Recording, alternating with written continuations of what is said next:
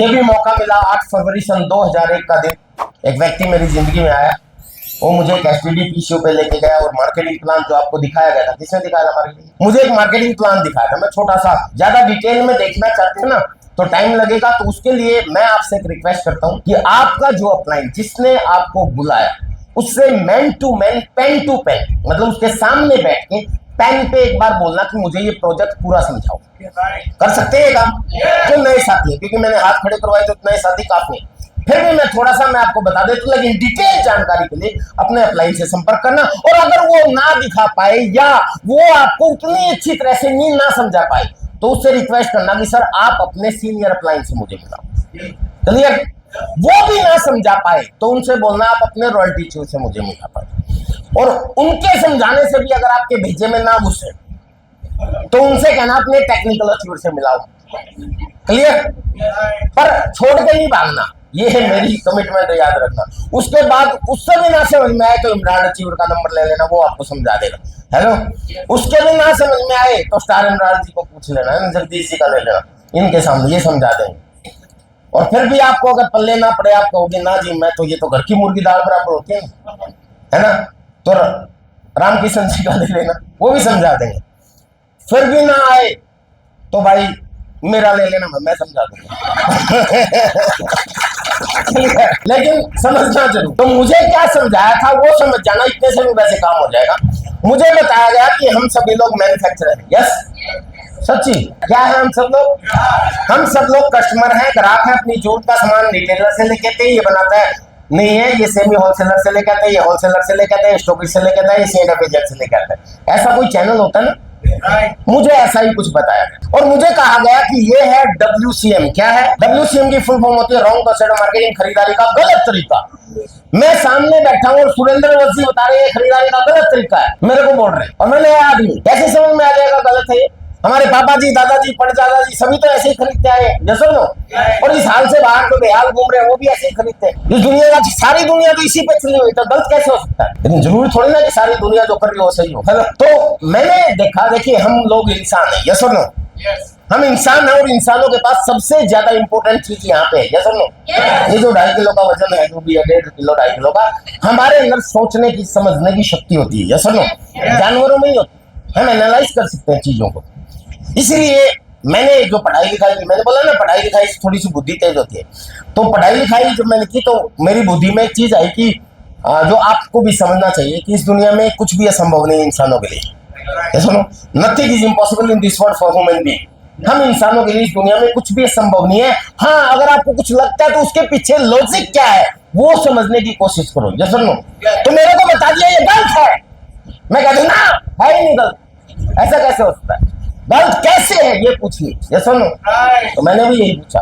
अगर कोई मुझे ये कहते कि मैं अभी आ रहा था सर और स्कूल के उधर एक गाय खड़ी थी और अचानक उसके पर निकले और वो इधर आ गई उड़ के, कोई भी नहीं बना मानेगा। तो मैं सोचूंगा आगे होगी, पता नहीं कैसे आई, वो विषय है, ये सुनो, समझ रहे? क्योंकि देखिए हम इंसानों को भगवान ने उड़ने के लिए बनाया, क्या उड़ने के लिए पक्षियों को बनाया, लेकिन इस सृष्टि में, इस दुनिया में, इस पृथ्वी पे सबसे ज्यादा ऊंचे उड़ने वाला और सबसे ज्यादा तेज उड़ने वाले पक्षी से भी ज्यादा ऊंचे और ज्यादा तेज हम उड़ सकते हैं, ये समझो। यानी कि हमने ऐसा सिस्टम बना दिया कि हम उनसे भी ज्यादा उड़ सकते हैं। यानी इंसानों के लिए कुछ भी असंभव नहीं है, सिस्टम के द्वारा सब कुछ संभव है। Nothing is impossible in this world for human being, everything is possible with system. System के द्वारा सब कुछ संभव है। अरे हम तो चांद तक पहुंच गए, चांद तक कोई पक्षी की हिम्मत नहीं हुई आज तक पहुंचने, जैसा ना इंसान पहुंच गए। भगवान ने हमें तैरने के लिए नहीं बनाया, हम धरती पे विचरण करते हैं, लेकिन समुद्र की गहराई से गहराई सबसे तेज चलने वाली या सबसे ज्यादा नीचे तक जाने वाली, शायद मछलियों से भी ज्यादा समय तक हम लोग पानी में रहते हैं, रह सकते हैं, चलते हैं, जैसा ना। ऐसे ऐसी जहाज बना दिया, ऐसी ऐसी पनडुब्बी बना दिया हम लोगों ने, तो सब कुछ संभव है। तो ये गलत है तो सही क्या है? सही। मैंने क्वेश्चन ये पूछा तो उन्होंने कहा कि ये गलत। पहले तो मैंने पूछा क्यों गलत है, तो उन्होंने कारण बताया कि हम कुछ भी चीज 10 रुपए की यहाँ से खरीदते हैं तो यहाँ से 5 की चलती है, यानी 50% यहाँ पे जाता है। ऐसा ही कुछ होता है, ये तो मुझे भी पता था, सबको पता है ये बात। कि हम कुछ भी चीज यहाँ खरीदेंगे तो 50% पैसा तो ये बिचौलिए लेके जाते हैं। क्या सिर्फ इसी कारण से गलत हो जाएगा? फिर भी मैं सुन रहा था, मैंने कहा चलो सही क्या है अगर ये गलत है तो। उन्होंने कहा सही ये है कि इनको बीच में से हटा दो, डायरेक्ट जुड़ जाओ, ये है राइट कंसेप्ट ऑफ मार्केटिंग, खरीदारी का सही तरीका, ये है रॉन्ग कंसेप्ट। अब मुझे लगा कि यार ये क्या बात कमाल है, मतलब कुछ भी मतलब इनको बीच में से हटा दो, डायरेक्ट मिल जाओ, मतलब कैसे मिल जाएंगे ऐसे डायरेक्ट? कंपनी बॉम्बे में है और हम नोएडा में है, कैसे मिल जाएंगे डायरेक्ट? हेलो, नया आदमी ऐसे ही सोचता है, यस और नो? मैं भी नया, याद रखिए नए आदमी को जब भी आप प्लान दिखाओगे वो ऐसे ही सोचेगा, यस और नो? तो मैंने ऐसे सोच लिया तो कौन सा गुनाह कर दिया? आप में भी बहुत से लोग ऐसे नए बैठे होंगे जो सोच रहे होंगे कि पता नहीं बकवास कर रहे हैं सारे लोग, यस और नो? तो मुझे ये समझ में नहीं आया, मुझे नहीं लगा कि ये कोई सही तरीका है। मैंने कहा जी क्या होगा इसमें? एक बार तो मुझे लगा कि मुझे उठ के चला जाना चाहिए, ये मुझे फंसाएंगे कहीं। तो फिर मैंने कहा जी सही तरीका क्यों है, क्या फायदा होगा? तो उन्होंने कहा जी पहला फायदा, सबसे बढ़िया फायदा तो ये कि मिडिल मैन में जाने वाला पैसा जो है ना, ये जो इनमें जाता था ये इनको अमीर बनाता है। आपका पैसा, ये पैसा कंपनी आपको वापस देती है। मैंने कहा वाह क्या बात है, बड़े उल्लू बना रहे हैं, ऐसे कैसे दे देगी? तो फिर उन्होंने बताया कि कैसे दे देगी, फिर कैलकुलेशन बताई पूरी। उन्होंने बताया मुझे कि यहाँ परफॉर्मेंस बोनस के रूप में आपको पैसा दिया जाएगा, जहां पे परफॉर्मेंस बोनस तक हाईएस्ट तक आप पहुंचोगे तो 15,000 पर मंथ के आसपास की आपकी इनकम पहुंच जाएगी। उसके बाद यहाँ रॉयल्टी मिलेगी। रॉयल्टी के बारे में बताया गया कि आज तक लेखक, गायक और साइंटिस्ट लेते थे। रॉयल्टी का मतलब समझते हैं ना आप लोग? यानी कि मरने के बाद भी इनकम आएगी, लेकिन यहाँ खरीदारों को भी रॉयल्टी देगी। यहाँ पे आपकी इनकम कम से कम 26,000 या इससे ज्यादा हो, ये उस समय की प्लान के अनुसार बता रहे, अब तो ज्यादा हो गया है ये सर, क्योंकि पहले परफॉर्मेंस, अभी पहले रॉयल्टी जो है ना सिर्फ 6% थी हाईएस्ट, अभी 8% है, ये सर अभी तो ज्यादा होगी। तो ये पुराने प्लान के हिसाब से जो मुझे बताया गया था वो बता रहा। इसके बाद टेक्निकल बोनस देगी, यहाँ पे भी आपकी इनकम कम से कम 40,000 और इससे ज्यादा कुछ भी हो सकता, ये मुझे दिखाया गया। मैंने कहा जी कैसे होगी, ये मुझे समझ में नहीं आया, आपको भी नहीं आ रहे हो तो चिंता मत करना। हेलो, फिर उन्होंने कहा कि ऐसी ये कम से कम इनकम इससे ज्यादा ही होगी, और अगर आप लगातार खरीदारी करते रहे तो आने वाले समय में आपके पास ये भी आ जाएगी, हाँ कार भी आ जाएगी। यस, मैं था बेकार, मुझे दिखा रहे कार। हेलो, कैसे समझ में? ये कार तो कतई समझ में नहीं आई, ये बताते ही तो मुझे लगा कि अब मुझे भाग जाना चाहिए। तो जब हो गई इनकी प्लान बस यही दिखाया था उन्होंने, बस जी ने कि ये बिचौलिए हैं, इनको हटा दो, डायरेक्ट जुड़ जाओ, यही आएगा और कार भी आ जाएगी। सब ऊपर से गया, कुछ नहीं समझ में आया। अब आप सोच रहे होगे समझ में नहीं आया तो ज्वाइन क्यों किया सर? हेलो, सोच रहे होगे ना? तो मैं आपको बताता हूँ, समझ में नहीं आया ज्वाइन इसलिए किया सर, क्योंकि जब मैं पढ़ता था उस समय मैंने डेल कार्नेगी की एक किताब पढ़ी थी, जिस किताब के अंदर एक सेंटेंस था, उस सेंटेंस की वजह से मैंने आरसिम ज्वाइन किया था, आरसिम की प्लान की वजह से नहीं किया। उस सेंटेंस में क्या था, डेल कार्नेगी जी ने लिखा था एक जगह कि if you worrying about something assess ultimate loss first and then compromise with the stage. इसका मतलब बनता है हिंदी में कि यदि आप जिंदगी में कभी भी परेशान हो, दुखी हो और कुछ समझ ना आ रहा हो कि करूं या ना करूं, तो ये सोच लो कि ज्यादा से ज्यादा नुकसान क्या होगा, अगर उससे आप कॉम्प्रोमाइज कर सकते तो कर दो।